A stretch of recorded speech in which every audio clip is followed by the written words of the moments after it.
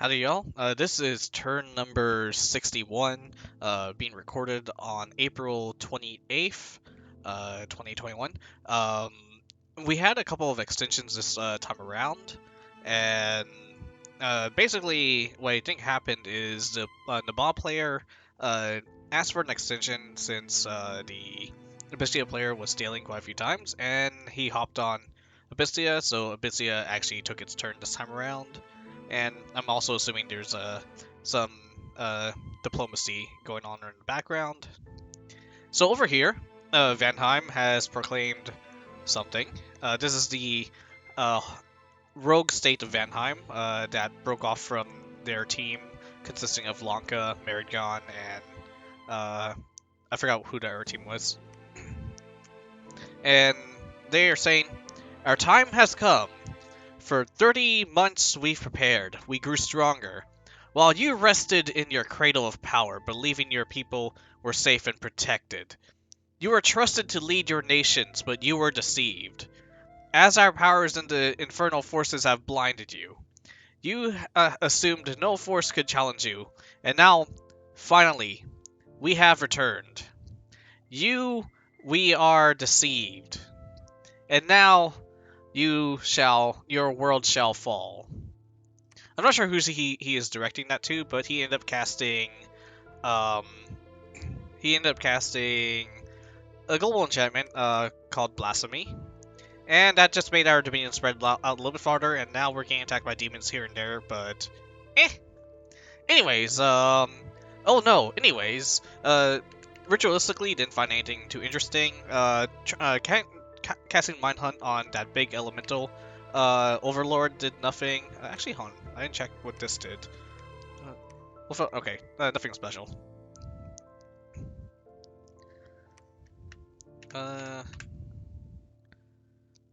Did mental attack on someone. Yeah, nothing too special this time around. So I decided to just give up on attacking the uh, elemental lords for now, and instead I'm mind hunting a different province, which we'll see in a second. Right here seems a little rude. Zabalba did a ritual attack on my one Windrider here. That was sieging the fortress on top of Abysia. So yeah, that's rude. Not sure what the implications right there are, if they're helping out Abysia or they want to get in on some of the action. And I don't know. I'll talk to my team about that, but slightly annoyed about that. We'll find out what happens next turn. I'm still not sure if this coalition against us is happening or not. Let's see. And we can just see Marignon is the rest of the team is kind of dominating on the war at the moment. Albion is just losing troops left and right. This Harbinger belonging to MZ2 did work. Not entirely too sure what Ulm is doing here. I think Ulm, yeah, I literally do not know what Ulm was trying to do here. I guess let's see what happens. I'm gonna assume he saw it was like nothing. And wait hold on, is this an independent unit that has gear? That's interesting. Huh. All right. Over here, Albion's province defense is just getting decimated by. Yeah, I'm thinking like these are some magic dominion areas that he's pumping PD into, and yeah, our dogs are just dealing with it. Right here we can. I think this is the same army. Yeah, this is the same exact army. Nick Knight has been marching around. Nothing new here. He's been refreshing all of his gyms though. So he has a couple of scouts following him around, carrying buttloads of gyms to just refresh whenever you know they have to expend them.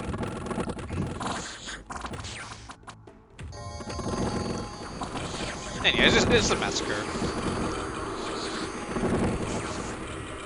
But this is just a PD, and I think this was on a fortress. Let's see, our Battle Saints belonging to MZ2, or, you know, just cleaning up. This right here, we need to examine.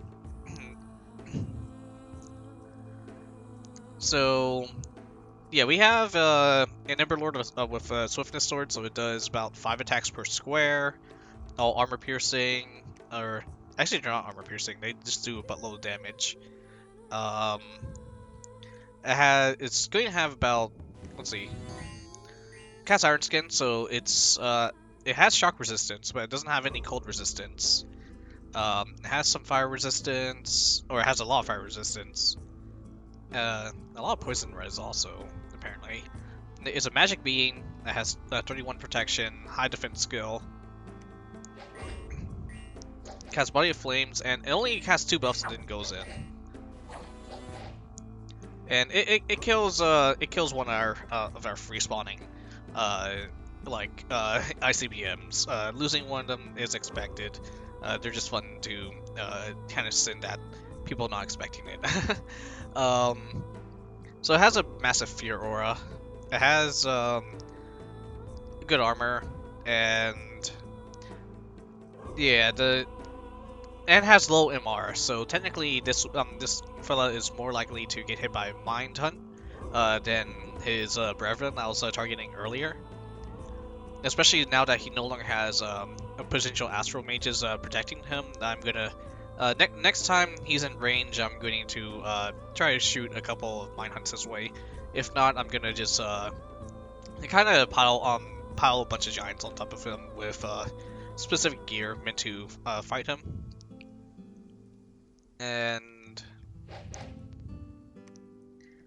But I think the issue is the location he jumped to is a laboratory, so he could easily go and change out his gear whenever he, if he wants to. Yeah, laboratory right here. And then we have another one of these guys. This is a guy I was targeting with my Mind Hunts earlier. It has 22 MR. So I'm guessing, yeah, the Mind Hunt was just not breaking through that whatsoever with a pin factor of 15. But he has Mortal Blades, which they just have a Soul Slaying effect on kill. They have some armor piercing flames. Still does 41 damage, so he does heavy damage. So, but the main thing to take home here is he doesn't have shock resistance unlike his brethren, and he doesn't have the regeneration factor. So he casts Iron Skin, so 31 protection again. He doesn't have the shock res. He's -5 shock res. Temper Flesh, so he has a lot of resistances. And then he casts Falling Fires before attacking. So, what I'm gonna do, I actually had 2 of my Giants here. They got to laboratories right at the same time he got here. They're getting Cloud Trapeze onto him. They were carrying high attack weapons, or this person has really high attack at 29. Holy crap! Is that heroic attack? Okay, heroic attack. That makes sense now. Now with Ring of the Warrior, has a Moonblade, so it's gonna do about 98 damage. He's gonna minus, like, I'll say at max 40. So he's still gonna take like 20 points of damage per swing on the Moonblade. Same with this giant here. Gonna have to kind of break through with the lower attack skill, but I think it's still doable. But I'm also sending 2 Air 2 mages. They're all going to be casting Lightning Elemental, and I'm hoping all the air elementals swarming him would kind of keep him busy while my giants run in, get their buffs off, and then run in to attack it. And if it fails, it fails. And I'll just come up with a different strategy to deal with him. But yeah, that's the plan. About 6 air elementals and 2 moonblades.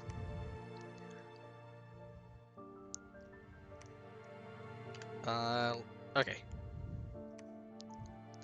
And right here, I'm guessing this is the fortress I was saying on top of earlier. This is the fortress that kicked off my army earlier. I'm guessing he just sent out some units just to scout what I had on top. And basically, I'm telling my, I want to tell my army to, like, get into the mages ASAP, and, you know, attack rear as soon as possible, but as soon, I'm expecting to lose these guys, now that he knows, that's my, strategy. Then over here, we see, 7 Scorpion men. They're just going in to take out some, take out 1 PD. And I think they are... Oh, looks like they got one of my owls. Good for them. Why does this guy have so many ring of regenerations? I'm guessing these are just yeah, this is just a giant gear they picked up. And yeah, they're just random thugs. So they have an MR of 17, which is higher than I thought, actually. Either way, what I'm gonna do is, since they're all stacked up here, I don't see any astral mages next to them, I'm just gonna go ahead and mine hunt these dudes and hope for the best, and let them capture whatever else they feel like capturing. Until then,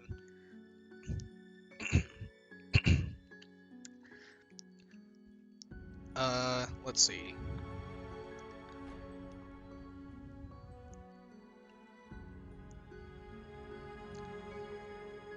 Yeah, I don't really have anything else to really show. Let me. No, okay, this was the one I was targeting earlier. And yeah, sorry about my coughing and whatnot. I actually finally went to a doctor to see what's up, and yeah, turns out it's like I have a bacterial infection that has been treated for a while, and it's just been ravaging my sinuses. So I'm getting that sorted out now, and plus asthma stuff. And right here, we actually get attacked by Raga. We're not sure if this is a declaration of war or a misclick, but they're just sending in like a Fire 2 dude. I think there's a national hero, and he just kind of goes in with yeah, meditation, some. I'm not really too sure what's going on. We're assuming it's a misclick, or it's just a really badly scripted thug.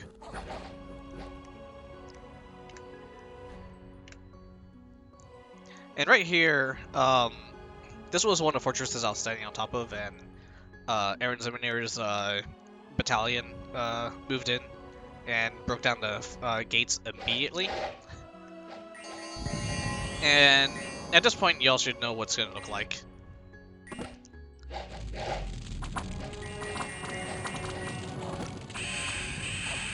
I don't think they're even trying to cast anything. Relief cast by the shaman. Yep, there it goes.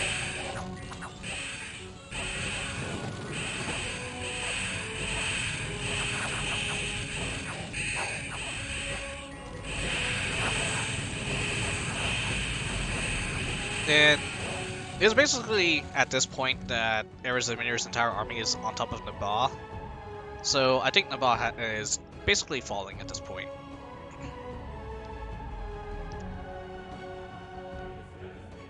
And yeah, so he has this army on top of Nabah. He has this army on top of Nabah. This is only our fortress belonging to Nabah, and Nick Knight is next to it, and I'm sending all my giants there. Yeah, Nabah's not going to last much longer. Abysia would have been dead, but I fucked up my attack. So that's on me. I'm bringing my team down at the moment. So, anyways, I have this army that was marching on to Nabah. I guess, you know, they're kind of useless now since Aaron Zeminir did his thing. I guess if the Ember Lord ends up getting here, it'll help out my situation a bit. But these guys, I'm basically not buffing my units anymore.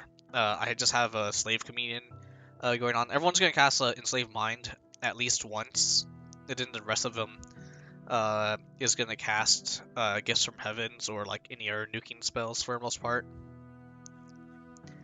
I didn't really script these dudes. I don't really care too much about them anymore because the ball is like just done for at this point. Over here though, since I'm gonna be fighting Abysia, yeah, I have like World Fates going off with this mage, a bunch of Enslaves going off, Flaming Meteors, let's see, Flaming Meteors, Gifts from Heavens, Acid Rain, Quickening, so on and so forth. I guess this guy's spamming Frozen Heart. Huh, I might change that later, but I'm too lazy. This guy right here, since I have communities going on and I have about several of these flower charms, I'm gonna have this guy set up as a Communion Master, and he's gonna cast Divine Blessing. And that's really it. Not much to say this turn. I was hoping, yeah, the battles would be getting grander and more ridiculous as we went on, but I think we fully snowballed at this point. This right here, actually, yeah, Aaron Ziminer said he and MZ2 said they are expecting a potential attack from No Hollow and the team with them. I believe that's Raga, Midgard, and Ulm. So we're keeping an eye on that. But they haven't fully committed to anything yet. Then we still have the Zabalba and Micklin team. They just did this attack right here, but we don't see them on our borders right now. So I'm not entirely too sure what's going on in that aspect. And just seeing the damage being caused by Blasphemy. Gain a couple Devil Assassins, I guess. But it's like, eh. Oh no, anyways.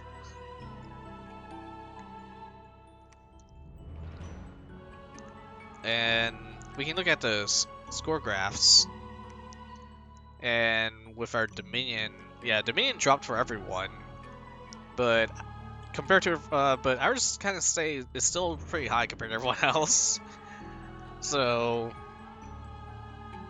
yeah, the Blasphemy spell is not that big of a concern right now.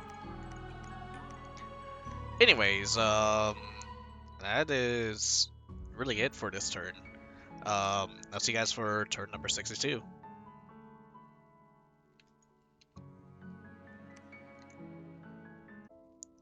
Alright, hey, welcome back. This is turn number 62, and I'm not really sure how to explain this turn, but actually, yeah, Balors, Ember Lords, that's this entire turn. Seems that, Abysia, I'm not sure if, it's actually the player that's doing them, or the Nabab player, who is doing the turn for them. But they have, about 4 or 5 super combatants out now, and they're kind of wreaking havoc. And we're just going to go ahead and spend this time analyzing them and basically seeing how to try and combat them. And they've already proven to be an issue. Several turns ago, they killed a couple of my giants. And yeah, for the most part, they killed my giants, and I have to make specific countermeasures for them. So first thing to note is my mine hunts did not work if they had an MR value of 20 or higher. And right here I'm using Mine Hunt on the Scorpion Lord people, the ScorpiorMen, and they have about a MR value of 18 or so.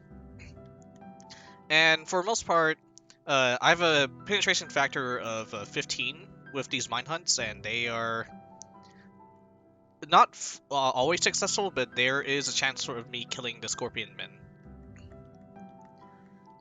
So yeah, about 5 out of 5 mine hunts, only 2 of them went through. So that means if I have roughly, if I send enough mine hunts to a unit with MR 18 or so, my mine hunters will potentially kill the guy. And that's going to come into the play of my strategy for this upcoming turn. Magic sites, nothing really this time around. And right here, this is where I cloud trapezed several units onto the Emberlord. Obviously, the Emberlord got away, but not quite. We'll go ahead and take a look at the turn, or the fight now. So there's also a Perpetual Storm that's going off right now, along with Darkness. Luckily, a lot of my units have Spirit Sight, and this actually buffs up my Storm Elementals. So these guys, they summon 2 each. And right here, my Air Elementals, they have a +4 on a lot of their stats because of the Storm. So they're pretty beefy, they do a decent chunk of damage.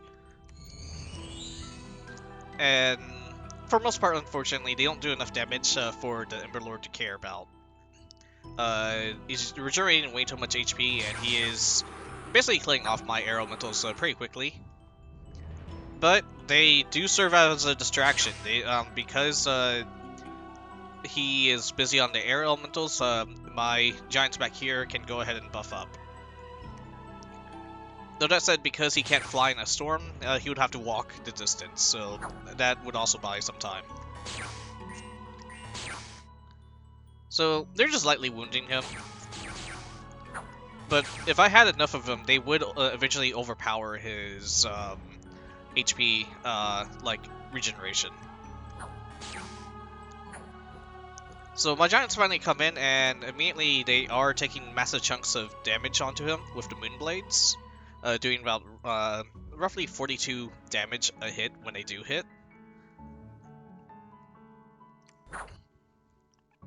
And apparently he has a net. I'm not sure where that net came from, but he has a net.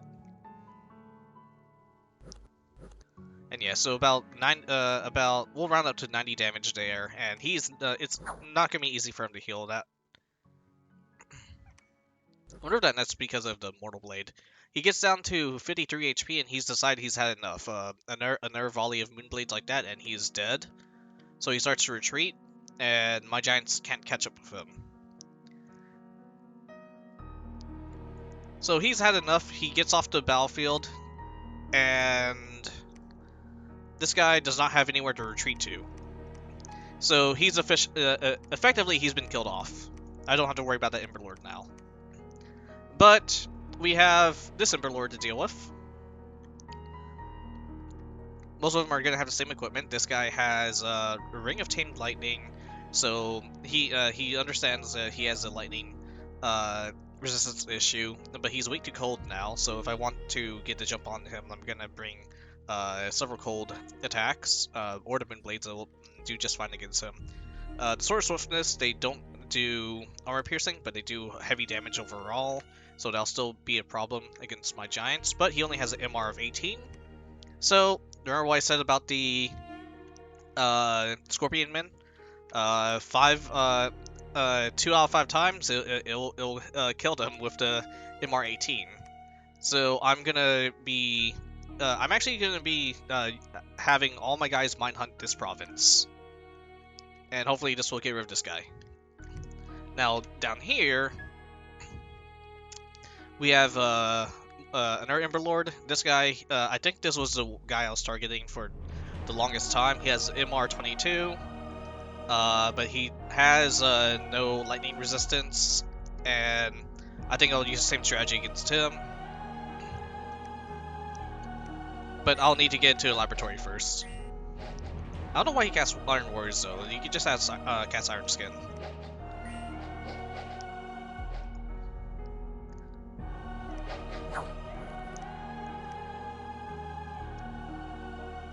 And then we have one fella right down here.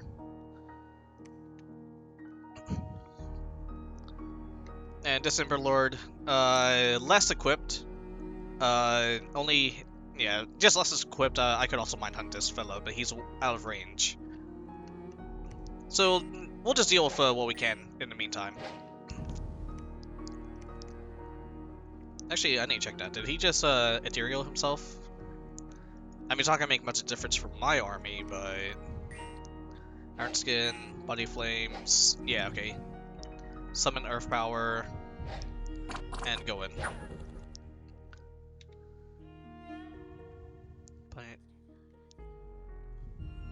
Okay, fair enough. So, I just need to Moonblade and Arrow Mental this guy again.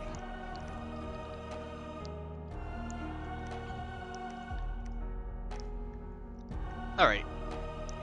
So, in terms of what I'm going to be doing with... Actually, let's go through the rest of the battle reports. I think it's mostly just Emperor Lords that are of significant value. Oh, this guy. Now, I sent out my Guardian of Hades on a test run.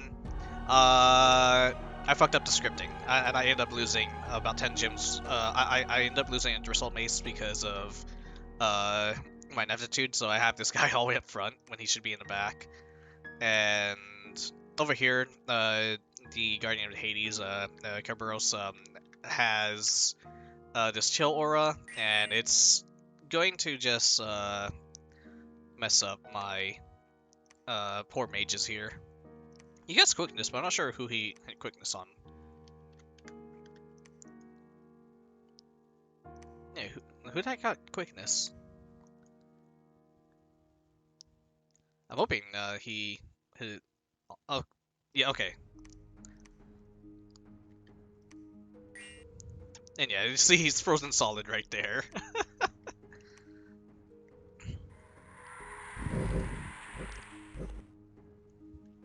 Immediately, my poor shaman right here gets mauled. And these dudes, they are stuck because of the cold aura. And then Kerberos just kind of tanks everything, but he didn't get buffed. So he only got Body Ethereal and Quickness, which thankfully was enough for this battle, but I still need Iron Skin and cast Regeneration on him.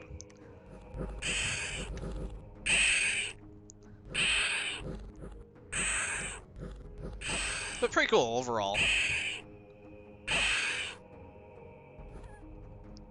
Good doggy.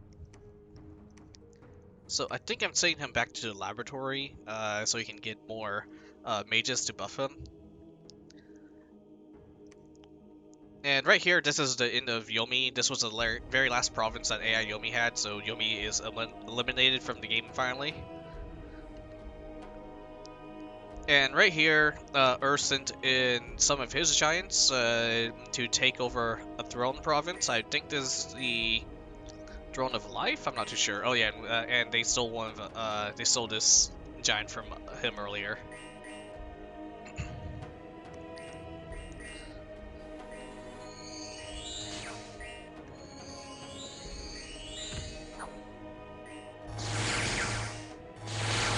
Oh my goodness. So he has 25 shock res, but he's still taking damage from these units here. And this is armor negating lightning for 27 points of damage. So it's only doing with the shock res of 25. So yeah, it's just doing a flat like 2 plus 2d6 damage.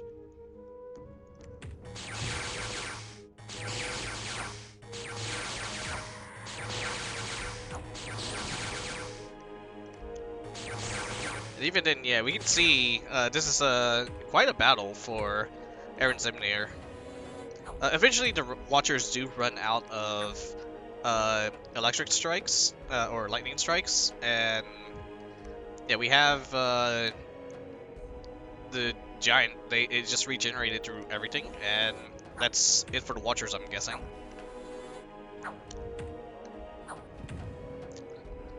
And because we have 2 giants, the Monolith can only focus on one at a time. Downside is they decide to focus on the Watchers rather than the Monolith first, but we do know Aaron Zemnier takes this province. I'm gonna guess this giant gets killed, losing the Cutlass of Piercing, this barrier, and stuff we can actually get pretty easily, actually. I think the most expensive would be the shield here.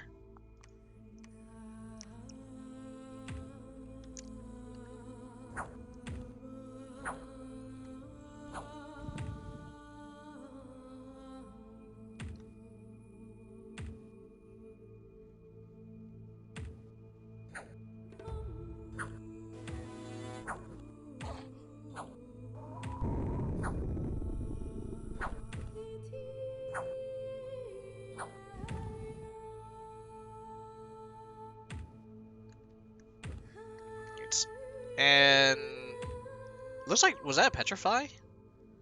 Yeah, okay, so that was a petrify, and what petrify does is if you fail the MR check, it automatically kills your unit as the stone just shatters.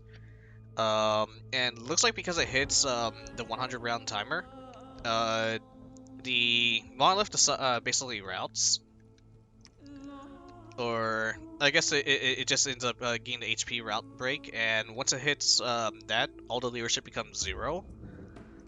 So these things kind of dissolve because they can't do anything without magical leadership.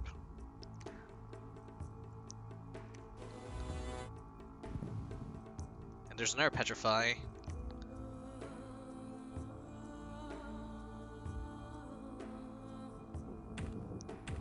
And it's here the giant gets paid back. Very slowly.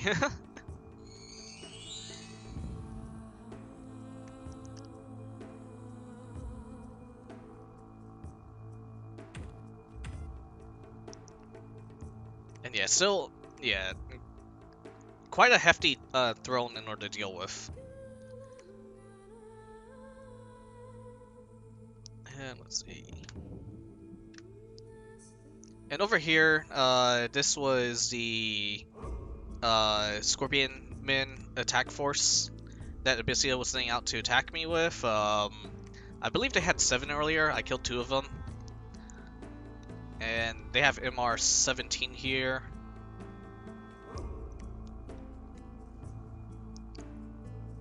One of them's carrying a giant sword. Not sure if but I noticed they don't have the one that has like the 2 rings of regeneration. I'm curious if that's because I mind hunted that one away. And because of the storm, my Pegasus riders can't really do their flying thing. So they just kind of use the horses normally. And, well, they can't really do anything against 26 armor and fire shield, so on and so forth. And they have way too many attacks per square. I think that's maybe 4 attacks per square, maybe 3. Actually, yeah, about 3 attacks per square. And yeah, my army can't really do anything about it. It looks like several of them died of poison. But then over here, Marignon, MC2 sends in a couple of his sacred immortals. This area is now under our dominion, so he can send them in safely. And he's just gonna do his base. These guys are ungeared. Fire Flame, Phoenix Pyre, Armor of Righteousness, so on and so forth. Just go in.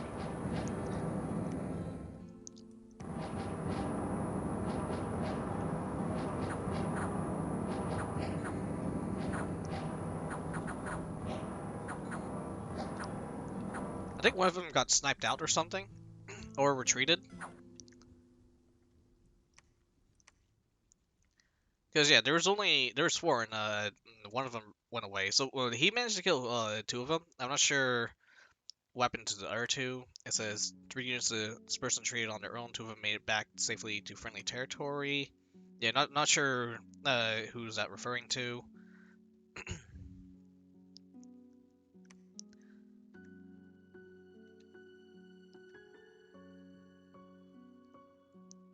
And I think that's about it.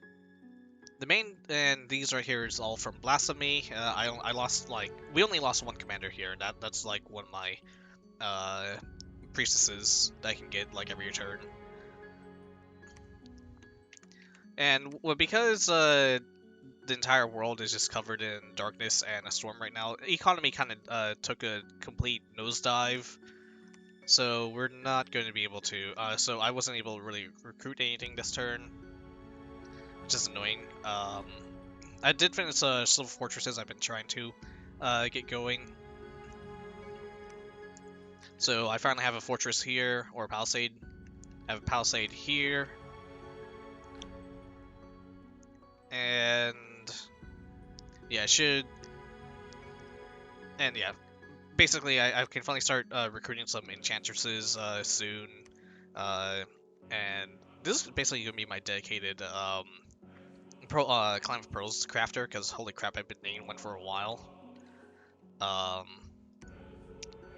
And then over here, I get lots of goodies. I can either get a Windmaster for the Air 2 Cloud Trapeze stuff, or get a pretty good F2 Astro 2 plus Mage. And then down here, I need to remember build a fort so I could recruit these dudes, Wizards of the Crescent Moon, Water 2, Astral, and other goodies. FloridaMen is going to be casting the spell Raise. Alright, let me pull it up. Since I hit Conjuration 7, finally, FloridaMen's casting Raise the Grey Host. And this is going to give me 3 commanders. It's going to give me a Ghost Champion, which is basically a Thug unit. It's going to give me a Ghost Mage, which it's a free mage, and then a Ghost King Commander. And what the Ghost King Commander is a Death 3 mage with several cross paths. Some other spells that I can use now that I'm at Astro 7. I can start getting some Immortals. So summon Divine Heroes will give me Immortals, and I don't have to Astral 5 for that yet, but it's something on the table. And I'm going to be getting to Astral 8, or not Astral, Conjuration 8. So I can get some Titans up, and they'll be able to summon the Divine Heroes. And Divine Heroes are all immortal units with various pathings or like Dug abilities, Assassin abilities, so they'll be handy. And then after that, I'm going straight into Blood. And so this army here, which was originally dedicated to kill Yomi and Naba units, well, they basically have been marching towards nothing because Aaron Zimnir just decimated everything in this direction. So what this army is going to be doing instead, we're going to be marching down south to take out this fortress and then take this throne province. And this army right here, I'm debating where to send it to 36 or send it to 87, but it's going to be easier to get it to 87 here, so I'll take this fortress, and then perhaps start using it to attack Abysia. Now we see this army kind of moving in. I'm not too sure what they're going to be doing, but I'm going to be Cloud Trapezing a giant onto them next turn as soon as this lovely lady here becomes my next giant. And also, yeah, let's move him around here. I managed to, I believe I dropped the Dominion of Old Abysia all the way down to neutral scales, or neutral Dominion. So, what that means is I can move these guys out to another direction, and this, and I want to say, yeah, it's because of all my septics here just sitting on top of the Abyssian capital, and they're not patrolling them out, and also all these Dominion pushing and decreasing globals like Blasphemy and so on and so forth. Oh, he's not going to. Okay, let's bring him down to the fortress so he can restock on dudes to help him out. Should also build a water or a frost resisting if there's someone's going to be his AK buffer. Anyways, I'm just thinking to myself out loud again. That's it for this turn. I'll see you guys for 64, I think. 63. Alright. Howdy, y'all. So actually, sometime after I recorded the last turn, I think it was around April 30th or so. Right now, I'm recording this on May 5th. But basically, the Discord conceded to my team. We were basically getting so far ahead that there wasn't. I guess no one wanted to fight us. A lot of people were very new to this mod, so they didn't really know what to expect, and then there was just a massive chunk of players that were not even playing. Like, there was, as I said with Abysia, there's a bunch of stale turns. We had several players that were doing nothing but very questionable plays. They were like sort of new and so on and so forth. There's like a lot of stories that I've learned talking to some of our players during the conceding discussion, I guess. And, well, for the most part, we'll just kind of go over some score graphs and call it there for this roundup. So let's go ahead and swap over.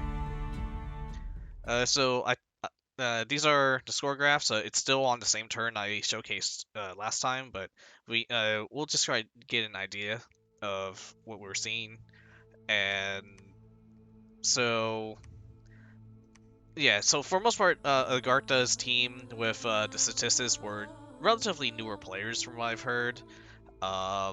So the Agarthan player said this was like his 4th game overall in multiplayer at least, and he only played Abysia, or he or she only played Abysia, so this was their first time trying something that was not Abysia, and once again, also first time playing. There's also, in terms of diplomacy with the Statistician team, they went to an early war with the Zabalban team, MacLeod team, and even though Roderland was being attacked, and I was raiding Statist and everything, and Agartha was being attacked, and LA Statist was being attacked, they decided not to make a peace treaty with the Zabalban team, and essentially they just got eaten alive, and yeah.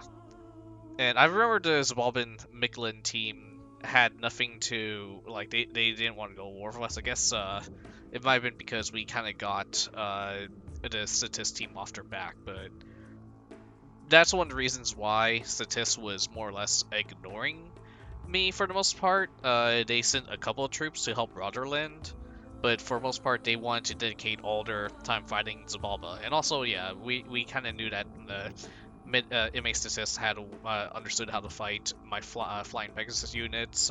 That was from their experience of fighting Zabalba. But for the most part, they didn't set up a peace treaty with that team, and they were constantly fighting on 2 fronts, and they basically ended up not having any troops left over to fight my team, and then for next part they didn't know how to fight my team. So, and that's the main story I've got from the Statist and MacLeod side, and I keep accidentally turning off my team by accident. Then the next part, when we take a look at, let's take a look at Nabah, Agartha, Lanka, Vanheim, Yomi. Let's see, Nabah right there. LA, and I don't quite remember the entire team comps. Because I never actually fought all of them. But anyways, this right here, I would have been in massive trouble once again if early on, Statist ended up more or less attacking me and worked together with Naba, Yomi, and uh, Abysia. Like I feel like I would have been eliminated, but with Statis ignoring me, and then when Yomi was attacking me, Yomi got attacked, and LA Agartha ended up attacking Naba and Yomi, and creating a ceasefire between our teams. That really pulled me out of that pickle.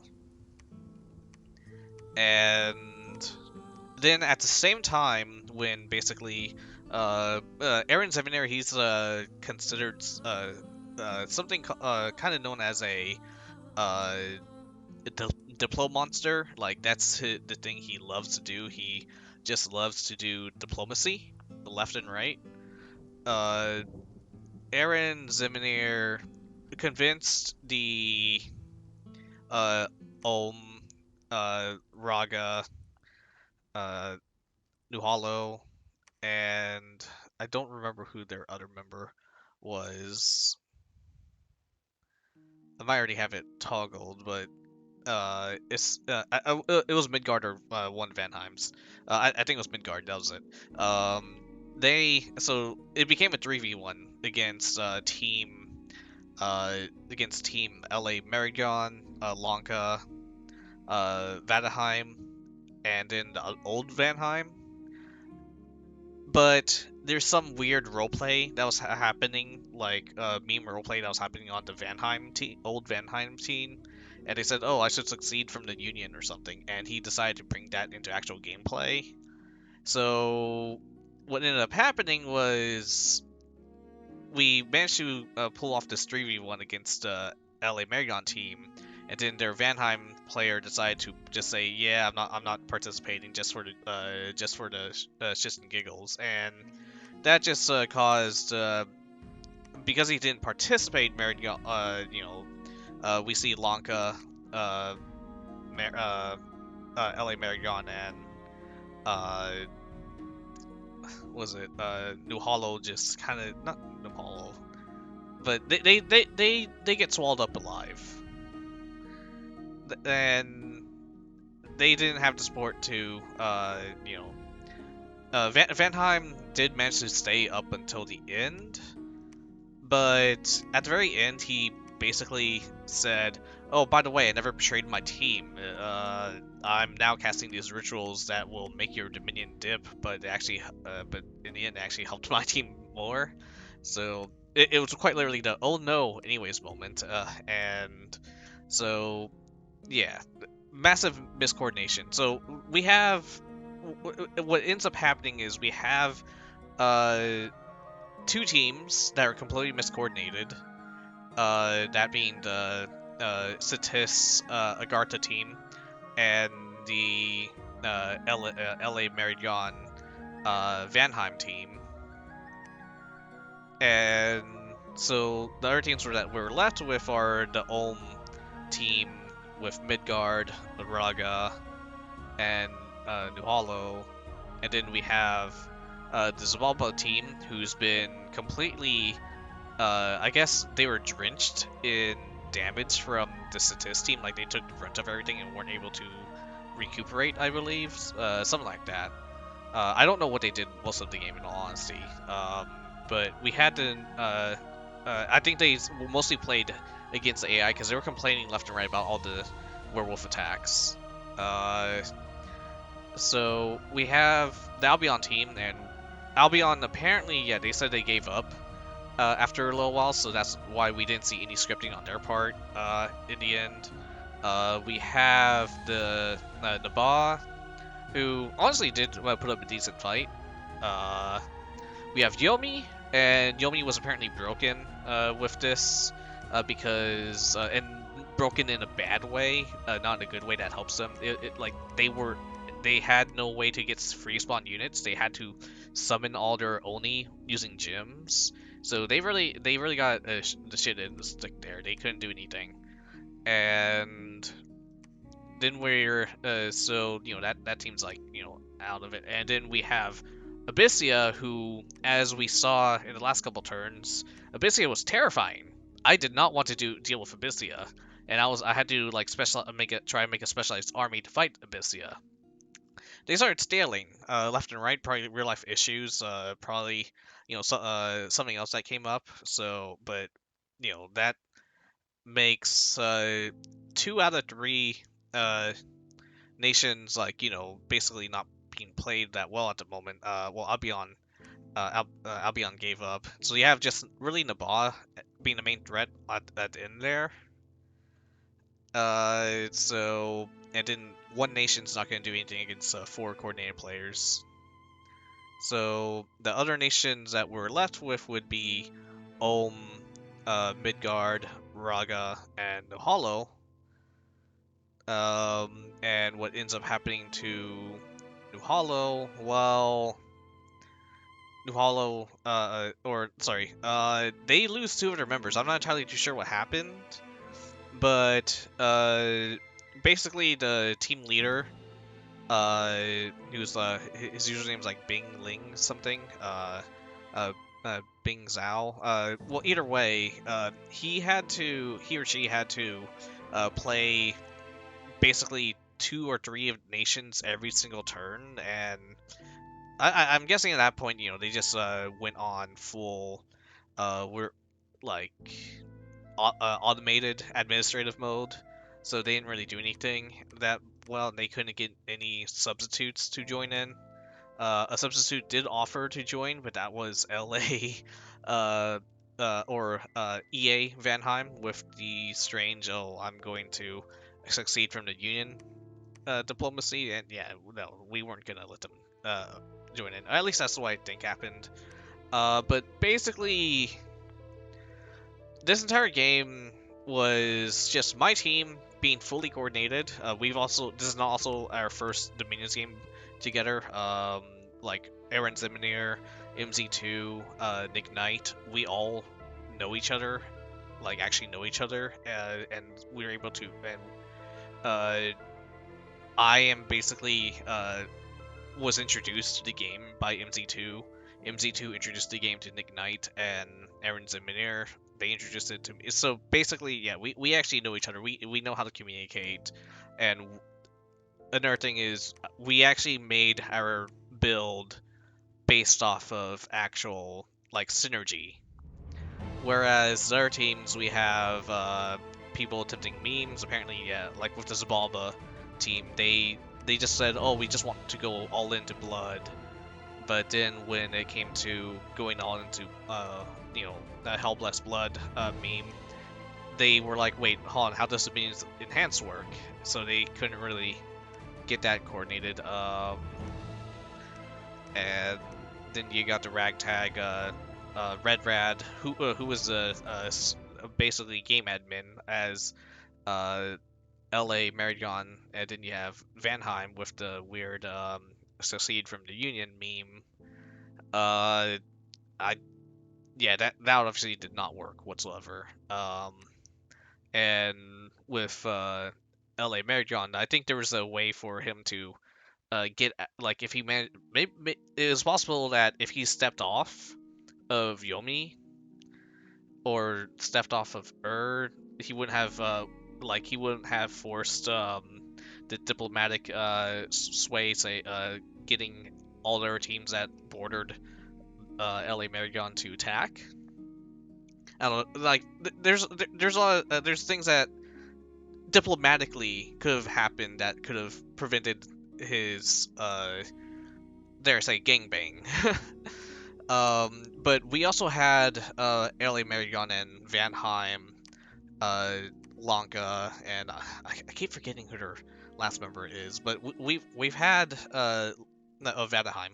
Like we had these for like as an early target, and when they jumped on Yomi and then like bounced off with that just gave us the excuse to say, all right, everyone who we talked to before about attacking this nation, let's go ahead and attack. And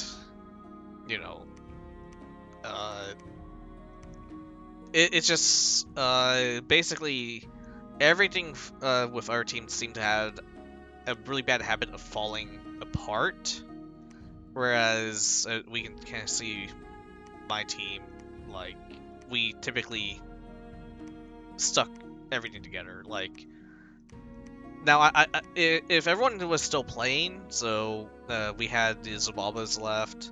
The Zabalba team was actually complaining that their Dominion was vanishing. Like they were sacrificing, like one person was sacrificing 20 plus blood slaves a turn, but his Dominion was literally down to just his cap ring. So that's how hard our Dominion was pushing, and that's thanks to all the drones we got and to the MZ2's Immortals who counted as temple checks and such. And plus, they had really bad expansion. They had a really bad war with Statist team, and apparently what MA Statist was doing, and that's also what we saw MA Statist, like, let's look at the map now. MA Statist was like, had some structures all the way down here or so. Maybe around here. Because Zabalba's capital is right here. And yeah, we had some Statisten structures around here, I think. Basically, what MA Statist was doing was they were going into old Zabalba and destroying their fortresses just for the fun of it or something.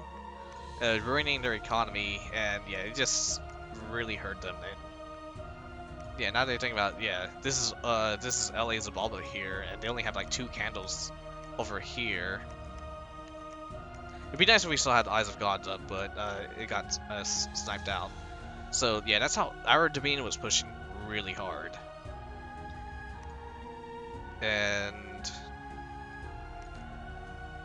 then we don't know what was going on with the werewolf attacks, but yeah, it was affecting everyone. And apparently for some players, they were not able to fully handle that. Like, I just kind of sent like my god to deal with it, or I just sent like a couple of ragtag thug units, or like my I was gonna have Kerberos here just do it for me at some point, and mostly FloridaMen was handling that stuff, or I had a couple of Pegasus Riders. Other nations did not have that luxury. When they had the Indies attack, that just devastated them. And I was complaining I lost about a couple thousand gold from it, but me, like, that a couple thousand gold was nothing. Other players, that couple thousand gold was their life savings. And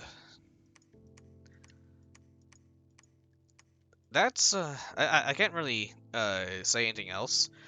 We were also gunning on trying to get a throne victory within the next like 12 turns or so. So if we look at the Thrones of Ascension, it's about 35 points. I think I counted we had 18 total points so far, but we had about maybe 9 points unclaimed. So if we had 9 points unclaimed, that's just from us sitting on thrones. Like, for example, we have the throne of Eternal Suffering here. I think it gives 3 points, but we haven't claimed it yet because we didn't want the bad effects. We had this throne, which is not this throne.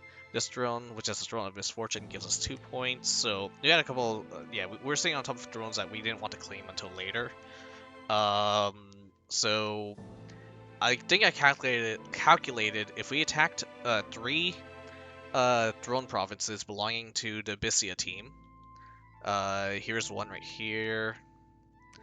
This is 2 points.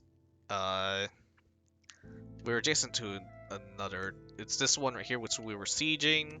That's another 2 points. And I'm not going to. Oh yeah, here's one. The Throne of War. Probably another 2 points, so that's 6 points. Yeah, there's there were plenty of. There were basically enough drones around here. Oh, here's another one. This is 3 points. So that's like what, 9 points total, or so. Then we have this 12. If we grab this one, so basically, if we took down 3 fortresses, captured the last, captured this drone right here, and then captured this indie drone, and then claimed everything, which we had the units capable of claiming, because we just sent a god in to claim it, or MZ2 and Aaron Zimmer had wholly 3 units that could claim. Yeah, we were basically really close to winning. So there was not really a point in playing anymore. At least uh, according to most other players, they we're it looked like we were gonna win either way. If not, it was just dragging things out if everyone kept fighting. Uh, so yeah, that's that. This is actually my very first multiplayer win in Dominions. That's not a blitz, so I'll take it. But there's definitely a lot of things that everyone could learn from this, especially when it comes to when you're playing mod games, especially with Dominions Enhanced. You have to know what comes in the package. There's a lot of spells that you need to learn how to use. There's a lot of items that you can make. There's a lot of new units that most nations get. There's a lot of new drones and like magic sites. So you kind of have to know what comes in that package, and you have to really know how your team synergizes. Like like the Yomi team with and Albion, Abysia, Nabal, they had a really good bless. They had the regen and awe. Yeah, that makes complete sense, but they didn't test what would happen with Yomi. Like, they didn't realize that Yomi would not be getting their Oni free spawning in. Uh, and that's something a lot of these, like, there was not that amount of coordination with their teams. They didn't, like, fully check to see if their build would work together properly like this. My team, we actually extensively tested, because it took about a month for this game to be set up. I started, like, the very first video, okay, this is our God build, and that was, like, back in December. The game didn't start until actually January. And then when I said our God build, that was also, back in November, or maybe October, I think. That was when the game invitation started. That's how during those 2 months, we were testing our builds, and like various god builds, and being like, okay, so how does MZ2's god with this full setup work? Okay, what happens if we swap out like for Lanka, or okay, so what happens when we don't get this magic path, or what happens if we don't have if we have this particular lead god as the Dominion, so on and so forth. Like everything we did here was planned. And one way I think the EA Zababa player put it was everyone else was just ragtagged, like groups that formed randomly. So yeah, that made a massive difference. Anywho, that is it for this series. As I am recording this, I'm currently working on sprites for Bosmod, and I will be joining in the Bosmos game, and I believe Lucid posted up a video regarding that a few days ago. So yeah, I'm gonna be starting the next series on that. Alright, I'll see you guys around.